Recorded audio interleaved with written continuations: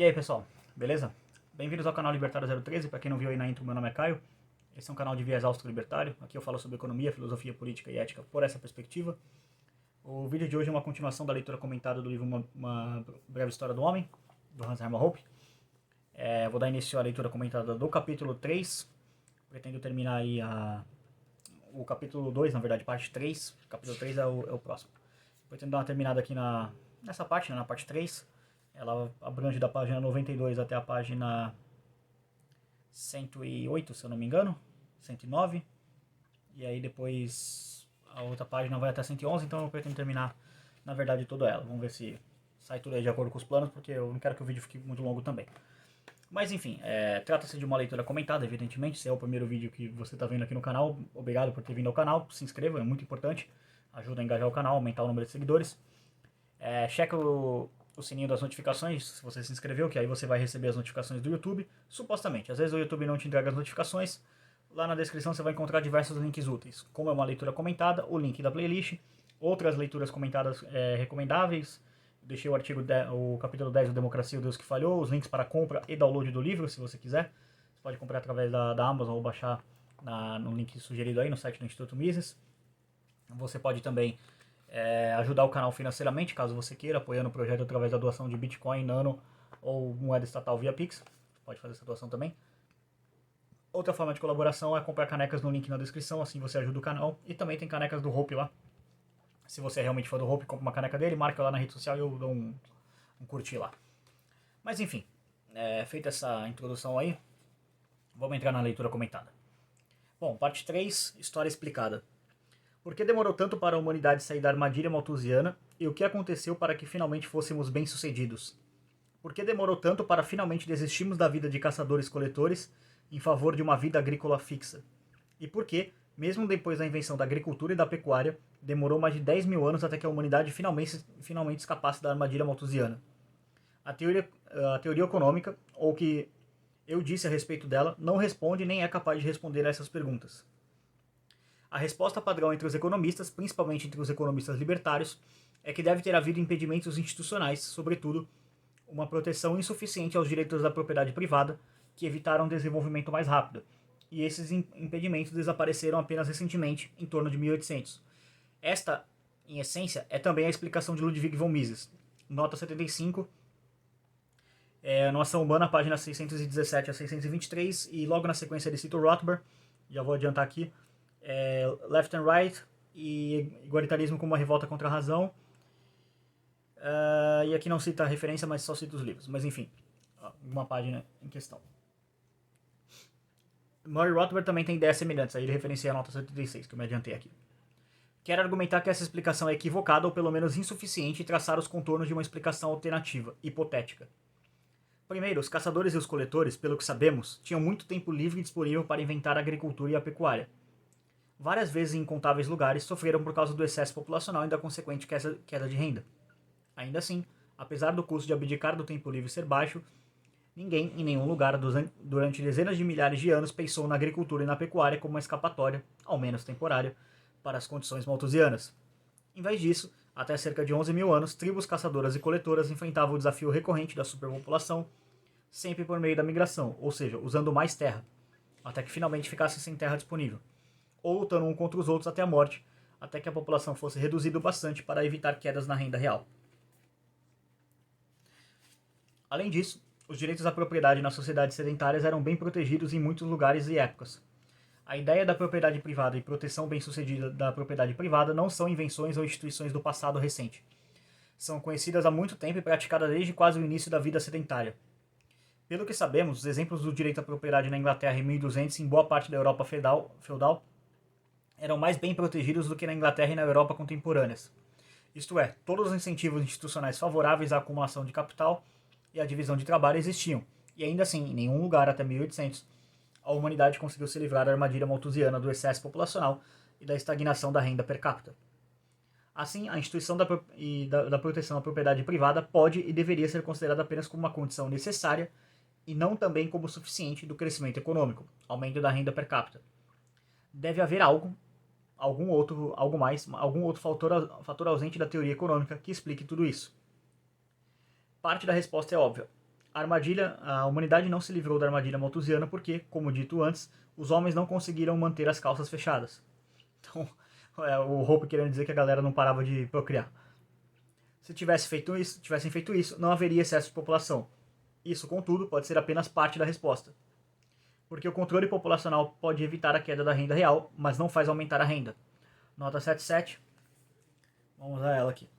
Quando o Tahiti foi redescoberto pelos europeus em 1767, cerca de 1000 ou possivelmente 2000 anos depois dele ter sido inicialmente colonizado por fazendeiros austronésios, sua população era estimada de 50 mil habitantes. Atualmente é de 180 mil, pelo menos na época da publicação do livro, 2015 mais ou menos. De acordo com todos os relatos, os tahitianos levavam uma existência paradisíaca. A renda per capita real era elevada e um dos motivos eram as condições climáticas altamente favoráveis nas ilhas polinésias.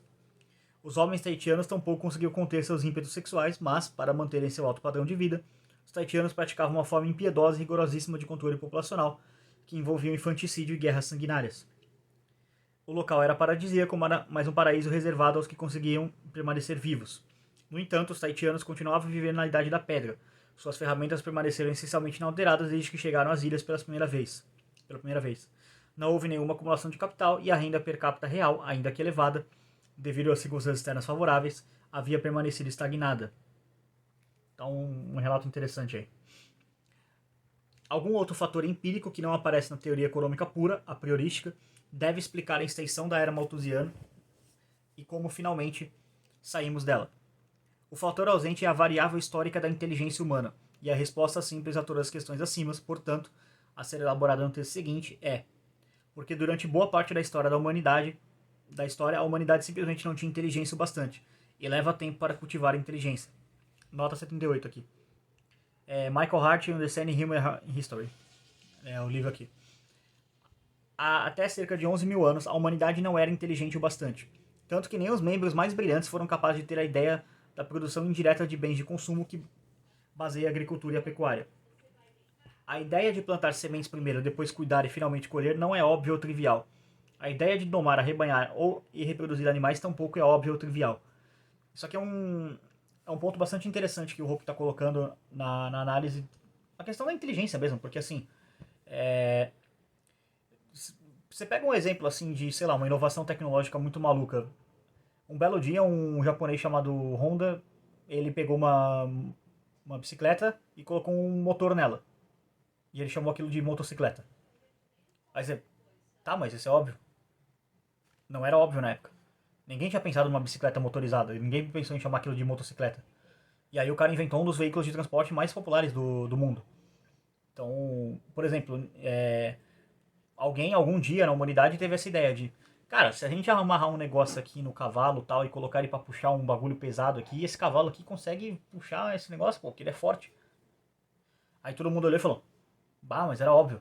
Então, mas é uma questão, você precisa ter inteligência pra pensar no óbvio. O cara da Honda teve essa inteligência pra pensar em colocar um motor numa bicicleta.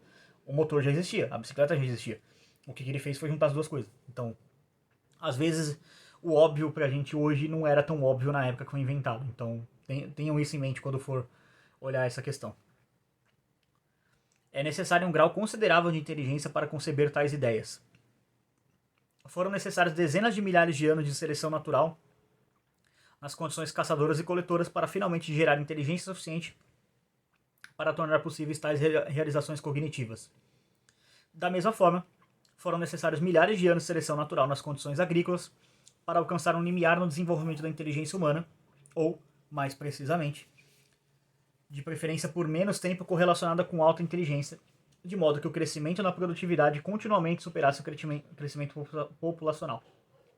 Desde o início da Revolução Neolítica até 1800, muitas invenções, melhorias tecnológicas, foram feitas por pessoas brilhantes e imitadas por pessoas com inteligência menor. Invenções responsáveis, além de mais terra cultivada, por um aumento significativo na população mundial, de cerca de 4 para 720 milhões, hoje 7 bilhões. Mas, durante todo o período, a taxa de progresso tecnológico nunca foi suficiente para permitir o crescimento populacional combinado com o aumento de renda per capita. Hoje, desprezamos o fato que é apenas a nossa indisposição de consumir menos e economizar mais que impõe limites ao crescimento econômico.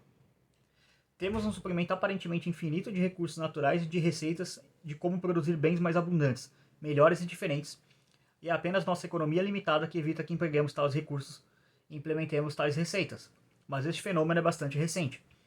Durante boa parte da história humana, as economias eram travadas pela falta de ideias sobre como investi-la produtivamente, ou seja, como converter a economia simples, a armazenagem, em economia produtiva, geração de bens de produção.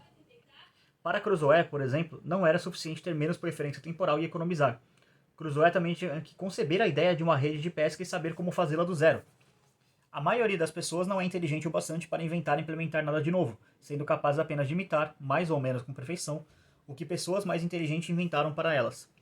Mas, se ninguém é capaz de fazer isso ou de imitar o que outros inventaram antes, então nem mesmo os direitos de propriedade mais seguros farão diferença. Todo incentivo precisa de um receptor, e se falta um receptor ou se ele é insuficientemente sensível, estruturas de incentivo diferentes não importam.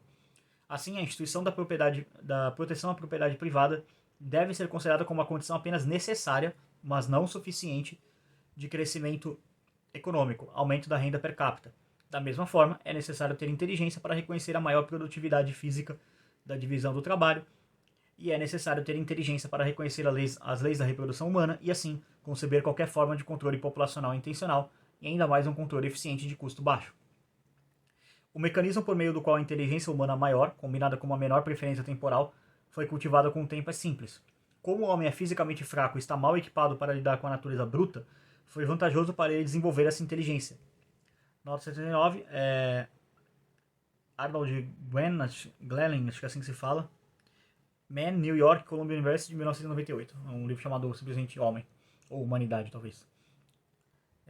Não, nesse caso é Man mesmo. É de homem, não é com M. Então é homem mesmo. Uma inteligência maior se traduziu em sucesso econômico, e sucesso econômico se traduziu em sucesso reprodutivo, produzindo mais descendentes que sobrevivem. Para a existência de tais relações estão disponíveis muitas provas empíricas. Nota 80, Michael H. Hart, Understanding Human History, e ele faz a citação do capítulo 6. E também outro livro, Richard Lynn, de Genix, Deterioração Genética na População Moderna, capítulo 2. Então, esse livro está em inglês, eu traduzi aqui. Não há dúvidas de que a vida caçadora e coletora exige inteligência. A capacidade de classificar vários objetos externos como bons ou ruins, a capacidade de reconhecer uma multiplicidade de causas e efeitos, de estimar distância, tempo e velocidade, de avaliar e estudar o terreno, de localizar várias coisas, boas e ruins, e de lembrar a posição delas em relação uma a outra, etc. Mais importante, a capacidade de se comunicar com os outros usando a linguagem, o que facilitou a coordenação. Nem todos os membros do grupo eram igualmente capazes de tais habilidades. Alguns eram mais inteligentes do que os outros. Essas diferenças nos talentos intelectuais levaram a uma diferenciação visível de status dentro da tribo, entre excelentes e péssimos caçadores, coletores e comunicadores. E essa diferença resultaria em diferenças no sucesso reprodutivo de vários membros da tribo, especialmente levando em conta a moral sexual frouxa que prevalecia entre os caçadores e coletores. Essa aqui é uma coisa que o Hope já discutiu nos capítulos anteriores, então vejam as partes anteriores com mais detalhes, especialmente o capítulo 1. Isto é, membros excelentes da tribo gerariam mais descendentes e assim transmitiriam seus genes com mais sucesso às gerações seguintes do que os péssimos. Consequentemente, se a inteligência humana tem alguma base genética, o que parece inegável à luz da evolução de toda a espécie, as condições caçadoras e coletoras com o tempo selecionariam uma população de inteligência média maior e ao mesmo tempo um nível cada vez maior de inteligência excepcional. Ou seja, o que é isso aqui? Basicamente é um mecanismo de seleção natural agindo para poder beneficiar a espécie humana, tornando a espécie humana mais inteligente, mais apta a sobreviver e gerando, o que o Hope está argumentando aqui na questão da inteligência, o acúmulo de conhecimento necessário para se chegar ao ponto de pensar nas invenções óbvias, que hoje a gente vê como óbvias, mas, de novo, tenta pensar com a cabeça da época, não era tão óbvio assim. A competição dentro das tribos e entre elas, e a seleção e a criação de uma inteligência maior por meio de taxas diferentes de sucesso reprodutivo, não cessaram depois que a vida caçadora e coletora foi substituída pela agricultura e pela pecuária. Mas as exigências intelectuais de sucesso econômico se tornaram de alguma forma diferentes nas condições sedentárias. A invenção da agricultura e da pecuária foi em si uma incrível realização cognitiva. Ela exigia um planejamento de longo prazo, exigia provisões maiores e mais profundas e ideias e visão de maior alcance das cadeias de causa e efeito. E exigia mais trabalho, mais paciência e mais resistência do que nas condições da vida caçadora e coletora. Além disso, era fundamental para o sucesso de um agricultor que se tivesse algum grau de conhecimento matemático para contar e medir. Exigia inteligência para reconhecer as vantagens da divisão do trabalho entre lares e para abandonar a autossuficiência. Exigia capacidade de ler e escrever para compor contratos e estabelecer relações contratuais. E exigia habilidade de cálculo monetário e contabilidade para o sucesso econômico. Nem todo agricultor estava igualmente apto nessas habilidades e tinha o mesmo grau de preferência temporal. Ao contrário, na vida agrícola, cada lar era responsável por sua própria produção de bens de consumo e de descendentes e já não havia gratuidade da vida caçadora e coletora e a desigualdade natural dos homens e a consequente diferenciação social entre os membros mais ou menos bem-sucedidos da tribo se tornou cada vez mais aparente, principalmente no tamanho das propriedades. Consequentemente, a tradução do sucesso econômico produtivo e do status em sucesso produtivo, ou seja, a geração de uma quantidade maior de descendentes por parte dos economicamente bem-sucedidos, tornou-se ainda mais direta e evidente. Essa tendência a selecionar a inteligência maior ficaria especialmente evidente em condições externas mais duras. Se o ambiente é constante, mas ameno, como nos trópicos sem estações, onde um dia é parecido com um dia é parecido com o outro o ano todo, a inteligência maior e excepcional oferece uma vantagem menor do que num ambiente hostil com variações sazonais maiores. Quanto mais desafiador o ambiente, maior a recompensa pela inteligência, como uma exigência do sucesso econômico e, consequentemente, reprodutivo. Assim, o crescimento da inteligência humana seria mais evidente em regiões mais difíceis da habitação humana, historicamente, geralmente no norte. Isso aqui é um ponto um pouco polêmico, tá? Que o Hope tá querendo colocar, porque... e tem evidências disso, inclusive não é só achismo dele. De fato, a população no norte, no hemisfério norte, ela é mais inteligente do que no hemisfério sul, porque aqui, de fato, falando aqui, né, como um brasileiro, e o clima aqui é muito mais ameno, muito mais fácil de lidar. Praticamente não tem inverno aqui no Brasil, se você estiver vendo isso de fora do Brasil, né? De algum país africano ou algum país europeu aí, ou algum estrangeiro que fale português. Aqui praticamente não tem inverno. É raro assim você ver, sei lá, tipo 10 graus no Brasil, 5 graus no Brasil, é muito raro. Acontece assim em locais da Serra Gaúcha, lá pro extremo sul do Brasil, mas por exemplo, Rio de Janeiro, você pensar no Rio de Janeiro com 5 graus de temperatura, meu Deus do céu, é morte pros carioca, basicamente, vai morrer tudo lá, congelado. Então é bem difícil você ver algo nessa linha. Então isso afeta também a capacidade cognitiva humana, porque se você tem menos dificuldade, você tem menos incentivo para inovar. Fica mais fácil, então acaba tendo uma inteligência um pouco mais baixa. Isso é um fato que acontece mesmo, mas é uma tese um pouco polêmica, porque quem defende isso é acusado de falar: você está sendo racista com os povos do hemisfério sul. Não, não é só, tipo, genética. Olha como é que funciona. Bom, vamos lá. Os seres humanos vivem à base de, consomem animais e plantas, e animais vivem à base de outros animais e plantas. As plantas, portanto, estão na base da cadeia alimentar humana. O cultivo das plantas, por sua vez, depende da presença ou ausência de 4 fatores: dióxido de carbono, que está igualmente distribuído pelo mundo, e portanto não interessa aqui, energia solar, água e, muito importante, minerais, como potássio, fosfato, etc. Nota 81 aqui. Sobre este assunto, veja Joseph A. Rashford, enfim, está em alemão, e Carol Quigley, A Evolução das Civilizações, uma introdução para uma análise histórica. Capítulo 6 desse livro, do outro livro que está em alemão, não tem a referência do capítulo, enfim. No Equador, onde, nas proximidades, os primeiros humanos modernos viveram, encontravam-se 2 das 3 condições para o crescimento biológico. Havia abundância de luz solar e de chuva. A chuva caía previsivelmente quase todos os dias. Os dias e a noite tinham a mesma duração e as temperaturas eram agradavelmente altas o ano todo, com pouca ou nenhuma diferença de temperatura entre o dia e a noite. Verão e inverno. Na floresta úmida tropical, as temperaturas raramente superavam os 30 graus Celsius e raramente caem abaixo de 20 graus Celsius. Os ventos são geralmente calmos, interrompidos apenas por tempestades repentinas e curtas. As condições para a habitação humana, portanto, parecem bastante atraentes. Ainda assim, a densidade populacional nos trópicos é, e sempre foi, extremamente baixa em comparação com regiões mais ao norte e ao sul, sendo às vezes, como na floresta amazônica, quase tão baixa quanto a dos desertos das regiões árticas. O motivo para isso é a escassez extrema de minerais no solo tropical. O solo dos trópicos é, geologicamente falando, velho, em comparação com das regiões afetadas pela sequência histórica mundial dos períodos glaciais e interglaciais, e quase totalmente desprovido de minerais. excetuadas as regiões equatoriais com atividade vulcânica, que produz minerais, como em algumas ilhas indonésias como Java, por exemplo, onde a densidade populacional sempre foi significativamente maior. Como resultado, a enorme biomassa característica dos trópicos não gera crescimento novo, adicional ou excessivo. O cultivo agrícola ocorre ao longo do ano todo, mas é lento e isso não leva a um aumento na biomassa total. Depois de crescida, a floresta tropical somente se recicla. Mais importante, a maior proporção dessa biomassa existe na forma de árvores de madeira dura e crescimento lento, ou seja, matéria morta, e as folhas da maior parte das plantas tropicais, devido à necessidade especial de proteção, resfriamento, contra o sol intenso do Equador, não são apenas duras e resistentes, mas geralmente venenosas ou, no mínimo, desagradáveis para humanos e herbívoros, como o gado ou os cervos. Essa falta de excedente entre a química especial das plantas tropicais explicam por que, ao contrário do que se imagina, os trópicos abrigam um número impressionantemente reduzido de animais, em sua maioria pequenos. Na verdade, os únicos animais que existem em abundância são formigas e cupins. Uma biomassa tropical, principalmente de madeira, de mais de 1.000 toneladas por hectare produz não mais do que 200 kg de carne, massa animal, ou seja, 5 milésimos da massa vegetal.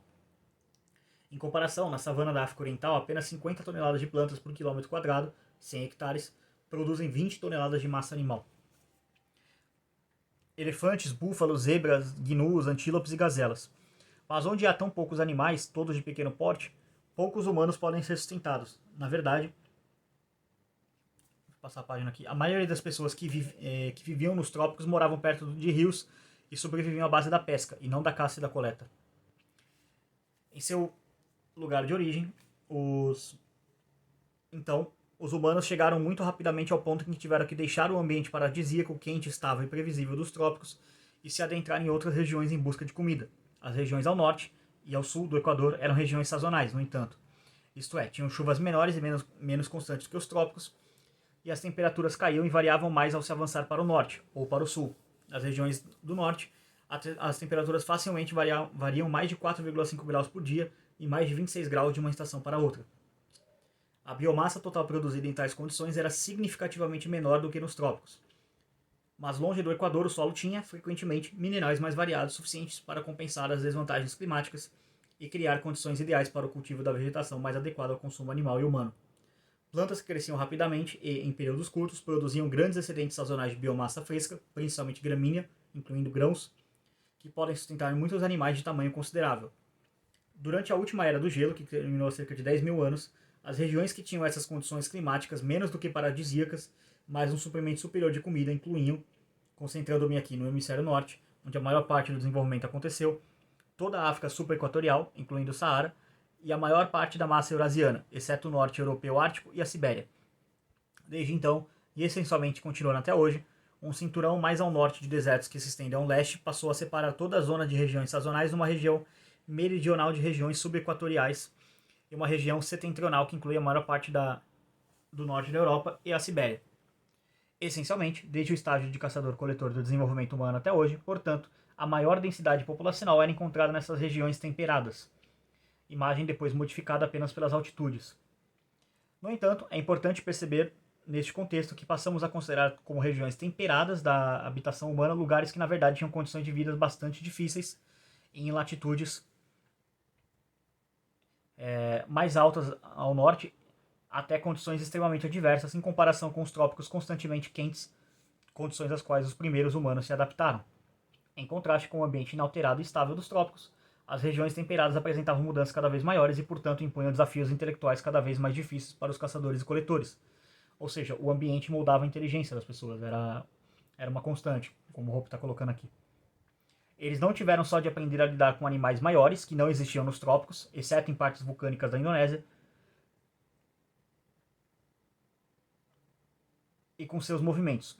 Mais importante, fora das regiões equatoriais, as mudanças sazonais e as flutuações no ambiente humano exerciam um papel cada vez maior e se tornou mais e mais importante antecipar-se ao efeito disso no suprimento de comida futuro, de plantas e animais. Os que conseguiam fazer isso com sucesso e faziam preparações e ajustes adequados tiveram mais chance de sobreviver e de se proliferar do que aqueles que não conseguiam. Fora da floresta úmida equatoriana, ao norte e ao sul, havia grande quantidade de chuvas sazonais que precisavam ser levadas em conta. Chovia durante o verão e era seco durante o inverno. Além disso, o crescimento e a distribuição de plantas e de animais eram afetados pelos ventos setentrionais, ou no hemisfério sul, austrais. Nas regiões ainda mais ao norte ou mais ao sul, cada vez mais separadas desde o fim da última era do gelo das regiões subequatoriais por um cinturão de desertos, ao norte e ao sul, o regime de chuvas mudou, com chuva no inverno e seca no verão. Os ventos que afetavam as chuvas vinham principalmente do oeste. Os verões eram quentes e secos, enquanto as temperaturas no inverno, mesmo em altitudes mais baixas, podiam facilmente alcançar níveis de congelamento fatais, ainda que por períodos curtos. Consequentemente, as estações de cultivo eram limitadas. Por fim, nas regiões mais ao norte da habitação humana, ou seja, ao norte das latitudes mediterrâneas, as chuvas caíam irregularmente ao longo do ano e com ventos vindo do oeste. Chovia mais no oeste, norte da Europa, do que no leste, norte da Ásia. Fora isso, no entanto, as mudanças e as flutuações sazonais nessa zona de habitação humana eram extremas. A duração dos dias, luz, das noites, escuridão, variava muito ao longo do ano. Nas regiões extremas ao norte, um dia de verão iluminado e o dia de inverno no escuro podiam durar mais de um mês. Mais importante, toda a região, principalmente quando se avançava para o norte, vivia períodos extensos de condições extremas e congelantes durante o inverno. Durante esses períodos, que duravam muitos meses a quase o ano inteiro,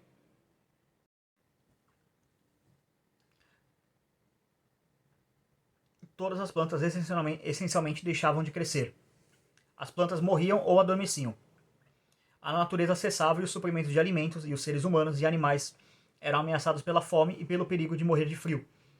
As estações de cultivo, durante as quais suprimentos de comida e de abrigo podiam controlar esses problemas,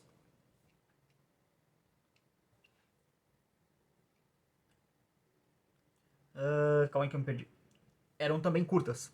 Além disso, as diferenças extremas entre os invernos longos e difíceis e os verões curtos e amenos ou quentes afetavam as migrações dos animais.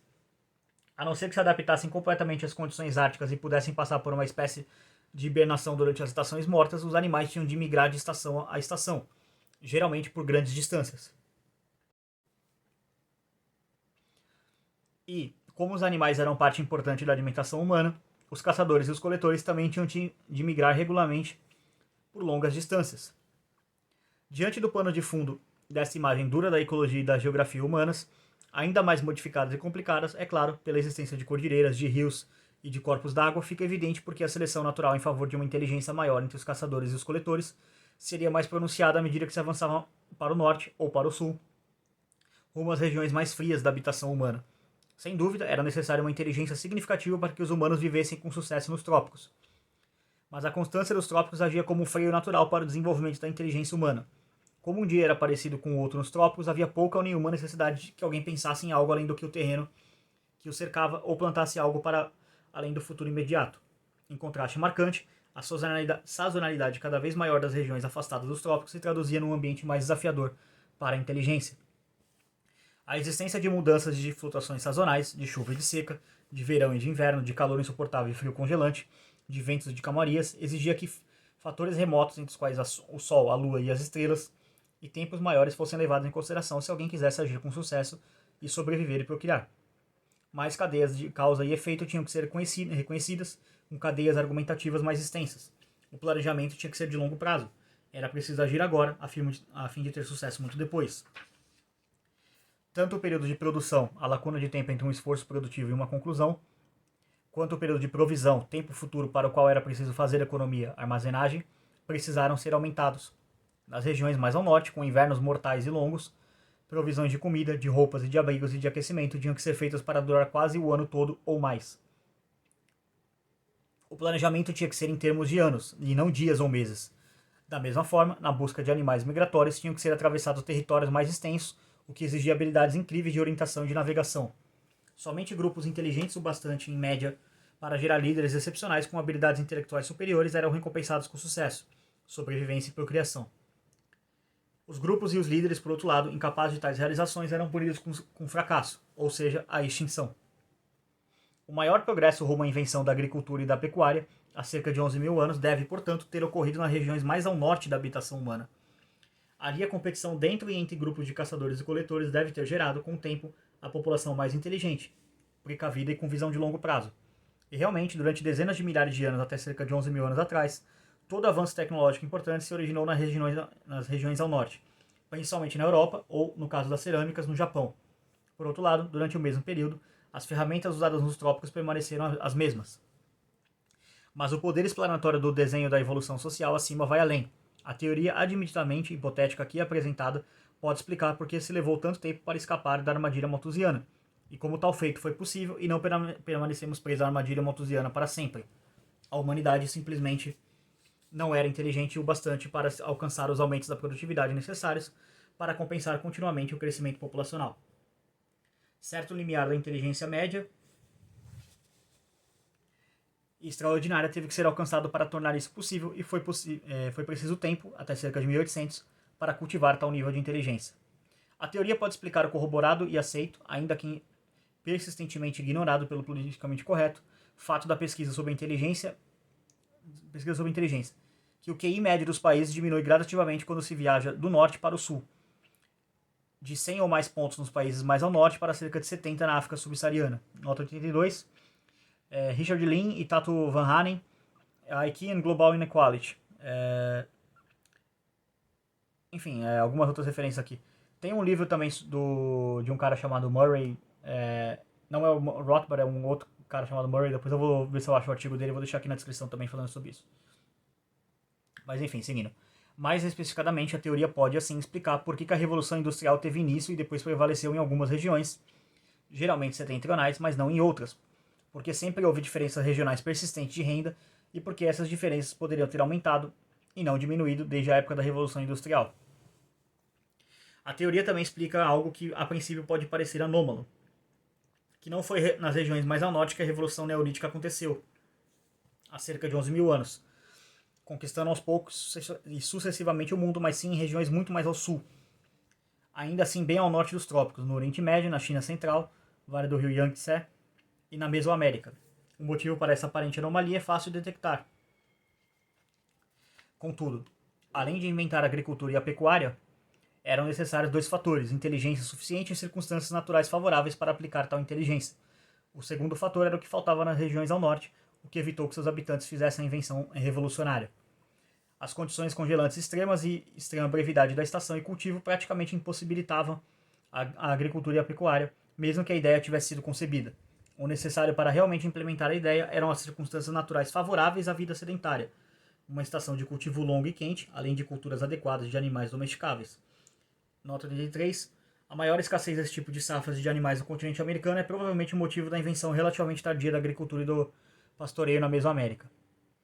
Tais condições climáticas existiam nas mencionadas regiões temperadas. Ali, o desenvolvimento competitivo da inteligência humana entre caçadores e coletores fez progresso suficiente, mesmo que ficasse para trás, no desenvolvimento mais ao norte. Tanto que, combinada com circunstâncias naturais favoráveis, a ideia da agricultura e da pecuária pôde ser implementada. Desde o fim da última era do gelo, há cerca de 10 mil anos, a zona de climas temperados se expandiu para o norte, para latitudes maiores, tornando a agricultura e a pecuária cada vez mais possíveis ali. Deparando-se com pessoas ainda mais inteligentes, as novas e revolucionárias técnicas de produção não foram apenas rapidamente imitadas e adotadas. Técnicas melhores tiveram origem aqui. Ao sul do centro de invenção original, a nova técnica também seria adotada aos poucos, com exceção dos trópicos, afinal, é mais fácil imitar que inventar. Deparando-se com pessoas menos inteligentes ali, contudo, pouca ou nenhuma contribuição ao desenvolvimento de práticas mais eficientes da agricultura e pecuária surgiriam. Todos os ganhos posteriores de eficiência nessas regiões viriam da imitação de técnicas inventadas em outros lugares, em regiões mais ao norte. Bom, e com isso se encerra aqui a parte 3, né, do livro. Agora entra na parte 4, implicações e visão geral, que é bem curtinha, é só a página 109, 110 e 111, mais ou menos metade dela, dá 2 páginas aí. Então, assim, alguns comentários. Realmente tem essa... Eu já tinha visto coisas sobre isso, dessa questão de coeficiente de inteligência e essa relação entre norte e sul, as pessoas no norte serem mais inteligentes que as pessoas do sul por causa das condições climáticas e tudo mais. É uma pesquisa que é um pouco politicamente incorreta, porque a galera não gosta, porque fala, isso é discriminação com o povo do sul. E, assim, sinceramente, isso é interditar o debate. É você não querer discutir uma questão científica relevante, que é a inteligência das pessoas, por causa de preconceito ideológico. Falar, não, mas aí você está sendo preconceituoso. Eu moro no hemisfério norte, no hemisfério sul, na verdade, né, no Brasil. Eu não me sinto ofendido se alguém vier e falar, mas um europeu talvez seja mais inteligente que você na média. Tá, e daí? Não estou preocupado com isso, estou preocupado com o desenvolvimento da humanidade. Se isso for de fato verdade, que se descubra o porquê, e parece que se descobriu por causa disso. e tente mitigar essa desigualdade de inteligência. Então, eu acho isso mais importante do que ficar de mimimi dizendo, ai, mas é ofensivo. Dane-se ser ofensivo. A ciência não liga para seus sentimentos. Mas enfim, vamos lá. Para a parte 4 aqui. Implicações e visão geral. Há várias implicações e sugestões a partir disso. Primeiro, a teoria da evolução social aqui mostrada expressa uma crítica fundamental ao rampante igualitarismo dentro das ciências sociais em geral, mas também entre muitos libertários. Sim, os economistas aceitam diferenças humanas na forma de diferentes produtividades laborais, mas essas diferenças são geralmente interpretadas como resultado de condições externas distintas, ou seja, diferentes dons e educação. Só raramente características internas, biológicas, são admitidas como fonte possíveis das diferenças humanas. Ainda assim, mesmo quando os economistas admitem o óbvio, que as diferenças humanas têm fontes biológicas internas também, como Mises e Rothbard admitem, eles geralmente ignoram que essas diferenças são em si resultado de um processo longo de seleção natural em favor das características humanas e das disposições físicas e mentais determinantes do sucesso econômico e, mais ou menos, alta e positivamente relacionado com o sucesso econômico e o sucesso reprodutivo. Isso é, ainda se ignora que nós, homens modernos, somos muito diferentes do nosso antepassado de centenas e até de milhares de anos atrás. Então o Hope aqui dá uma cutucada no Mises e no Rothbard, né? Pra ver que, assim, não é só ele concordando 100% com tudo que eles escreveram, ele tem algumas críticas também. E acho bem válida também, porque o Rothbard realmente ele não entrou muito nisso. Embora, eu vou ver se eu acho um artigo que eu li há um tempo atrás, que é do Rothbard falando sobre essa questão da um livro de um outro cara chamado Murray, que é o Rothbard escrevendo sobre esse cara chamado Murray, que escreveu um livro sobre uma tese impopular que é políticas de welfare diminuir a inteligência das pessoas ao longo do tempo. Então, vou achar e vou colocar aí na descrição. Mas enfim, seguindo aqui. Em segundo lugar, uma vez que se percebe que a Revolução Industrial foi o resultado do crescimento evolucionário da inteligência humana, e não apenas da remoção de barreiras institucionais ao crescimento, o papel do Estado pode ser considerado como algo fundamentalmente diferente em condições malthusianas e pós-malthusianas. Em condições malthusianas, o Estado não importa muito, pelo menos não no que diz respeito aos macroefeitos. Um Estado mais explorador simplesmente levará a uma população menor, como a peste negra faria, mas isso não afeta a renda per capita. Na verdade, ao diminuir a densidade populacional, a renda per capita pode até aumentar, como aconteceu depois da Grande Peste em meados do século XIX. Reversamente, um Estado bom e menos explorador permitirá o crescimento da população, mas a renda per capita não aumentará e poderá até diminuir, porque a terra per capita diminui. Tudo mudou com a Revolução Industrial, porque se os ganhos de produtividade superam continuamente o crescimento populacional e permitem um aumento constante da renda per capita, então uma instituição exploradora como o Estado pode crescer sem diminuir a renda per capita e reduzir a população. O Estado, então, torna-se um freio permanente à economia e à renda per capita. Por fim, em condições malthusianas prevalecem os efeitos eugênicos positivos. Os bem-sucedidos economicamente produzem mais descendentes e a população é aos poucos aprimorada cognitivamente. Em condições pós-malthusianas, a existência e o crescimento do Estado geram um efeito higiênico duplo, principalmente em condições de um Estado democrático de bem-estar social. Richard Lean, de Genix, livro anteriormente citado.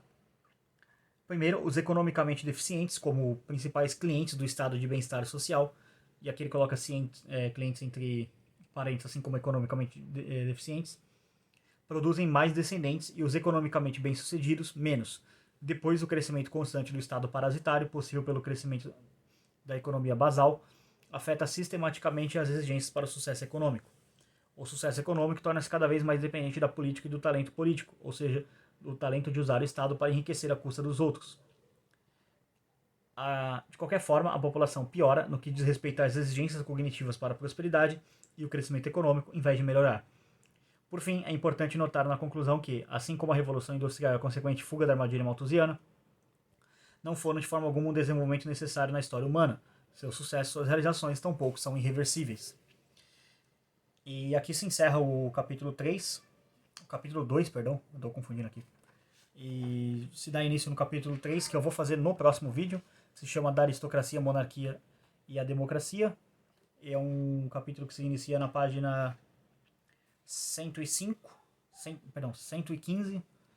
e ele vai até a página 131, então é um capítulo bem longo, na verdade mais até, 141, se não me engano, não, mais até, 145. Então é um capítulo de 14 páginas, não tem como possivelmente encaixar nesse vídeo, que já vai ficar bem longo, então eu vou deixar simplesmente parado por aqui, só fazer alguns comentários breves sobre a questão, desse capítulo. Então, aqui o Hope já começa a entrar os ensaios mais libertários dele, né? Falando a questão de como o Estado piora a questão. E você vê muito isso pegando no período que está rolando aqui no Brasil, a pós-eleição, a eleição do Lula, enfim, a boiada do Bolsonaro brava porque o Bolsonaro perdeu a eleição. A discussão que está tendo é basicamente se vai furar ou não o teto de gasto da. A discussão que está rolando é se vai ou não furar o teto de gasto, o que vai acontecer, enfim. E estão querendo furar o teto de gasto para basicamente pagar auxílio de R$ 600, que vai voltar a chamar Bolsa Família, que não pode chamar de Auxílio Brasil, senão remete ao Bolsonaro. E aí vão pagar mais R$ 150 por filho. Então, na prática, você incentiva as pessoas mais pobres a terem mais filhos, o que, de novo, tem aquela questão que o cliente do estado de bem-estar social ele não é uma pessoa intelectualmente evoluída, então ela vai gerar uma queda no QI médio da população à medida que ela tem mais filhos. Então, você acaba gerando. De novo, isso é uma tendência, não estou dizendo que seja a regra, é uma tendência. Não quer dizer que todo filho de pessoa economicamente mais favorecida seja uma pessoa com QI menor. A tendência, a linha de partida genética dele é mais baixa, então, portanto, ele vai ter que fazer um esforço maior na vida para poder compensar esse déficit que ele já tem na natural, vamos dizer assim. E isso vale para os filhos dos filhos dele, dos filhos dos filhos dos filhos. Então é uma coisa muito bizarra, e até no Brasil isso está acontecendo mesmo de fato. Foi feito estudos aí recentemente que a inteligência dessa geração aí, millennial, é menor do que a da geração dos pais dele. O que, só se olhar pra cara de um millennial aí, dessa galera que nasceu em 99, 2000, 2001, que você entende por que ele é mais burro que o pai dele. Tá estampado na cara dele, então não é nenhuma surpresa. Mas enfim, é isso aí que eu queria comentar sobre o capítulo 2. Agradeço a todo mundo que assistiu. Eu fiz essa série meio que de supetão, então tá saindo bastante vídeo aí. Hoje vai ser a última parte por hoje. Amanhã sai mais, junto com iniciando a leitura comentada do Ação Humana, que tá ali só esperando para começar. Talvez se não sair na segunda, saia na terça, porque eu gravo na segunda e lanço na terça. Enfim, segue o canal, toca nas notificações, padrão de sempre, segue a rede social, que aí você vai saber quando eu for lançar as partes. Agradeço a todo mundo que assistiu. Por esse vídeo é isso. Tchau, tchau.